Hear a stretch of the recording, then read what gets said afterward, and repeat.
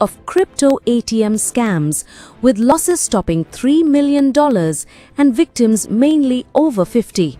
Australians are being warned about a surge in cryptocurrency ATM scams, with reported losses exceeding $3 million so far this year.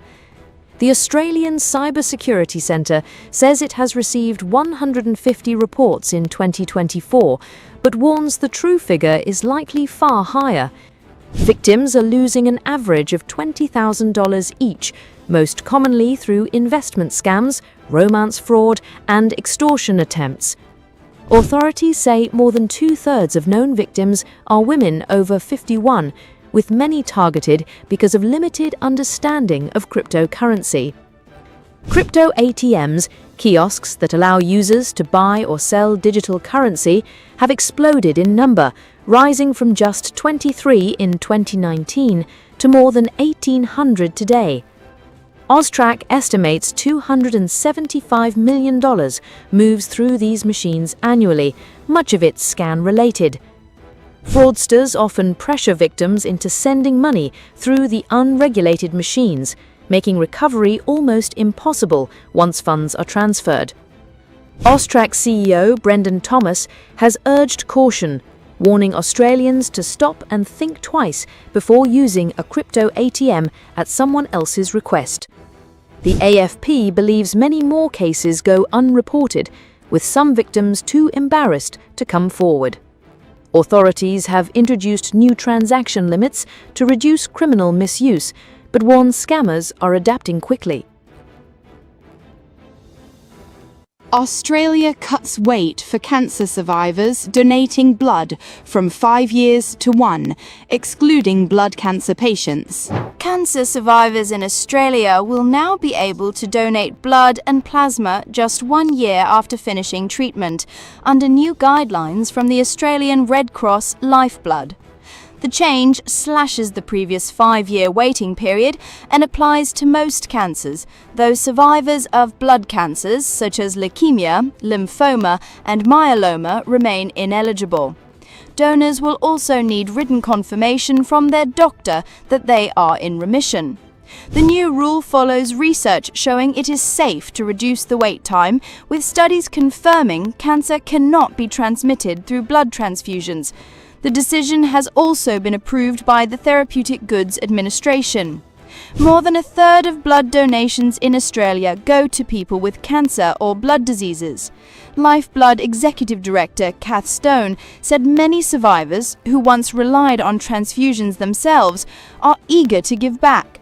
A University of NSW survey found 54% of Australians mistakenly believed having cancer made someone permanently ineligible to donate. Lifeblood says the change will help boost donor numbers at a time of increasing demand, particularly as older Australians, more likely to have had cancer, are often the most available to donate. New NUPLAN results reveal 1 in 3 Australian students below literacy and numeracy standards, despite funding and reforms. For the third year in a row, 1 in 3 Australian students has failed to meet national literacy and numeracy benchmarks, according to the latest National Assessment Programme Literacy and Numeracy NAPLAN results. This year's testing showed nearly two-thirds of students are meeting or exceeding expectations, while the remainder are considered developing or needing additional support. Almost 94% of eligible students participated in the tests, the highest rate since before the pandemic. The results reveal little overall improvement compared with previous years, despite a slight lift across year groups. Reading outcomes showed nearly 70% of students met or surpassed standards, while in mathematics the figure was slightly lower at 67%. Around 1 in 10 students was flagged as needing extra help. The data also highlights persistent gaps between students in regional and remote areas compared with those in urban schools. Education Minister Jason Clare said new public school funding agreements tied to reforms targeting literacy and numeracy aim to drive improvement. But the opposition argues the results prove the system is failing, calling for urgent measures to ensure Australian students get the strong educational foundation they deserve. A former New South Wales police officer has been awarded $2.3 million in damages after a workplace car accident left her with catastrophic injuries and the amputation of her arm. Senior Constable Gillian Oliver, then 34, was injured in 2010 while transporting uprooted cannabis plants from an illegal plantation in Dingo Tops State Forest. Her vehicle, a heavily loaded Ford Ranger not fitted with off-road tires, lost control and plunged down a steep embankment. In a Sydney District Court ruling, Acting Judge Leonard Levy SC found NSW Police had breached its duty of care, causing Oliver's complete destruction of earning capacity. He cited both physical injuries and psychological trauma, including complex regional pain syndrome and major depressive disorder, which left Oliver unable to work. Oliver alleged the vehicle was dangerously overloaded and that police failed to provide training, equipment, or safety guidance.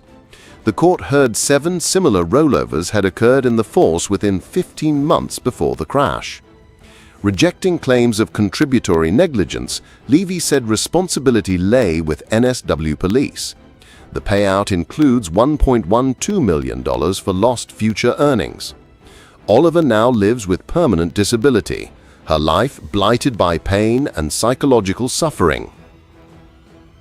Famed Australian crocodile wrangler and television personality Matt Wright has been found guilty of obstructing justice after a 2022 helicopter crash that killed his friend and co-star. Wright, best known for Outback Wrangler and Netflix's Wild Croc Territory, faced 3 charges of perverting the course of justice.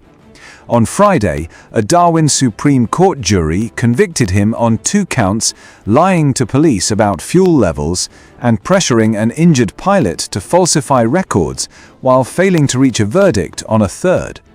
The crash claimed the life of Chris Willow Wilson, who was suspended from the aircraft harvesting crocodile eggs.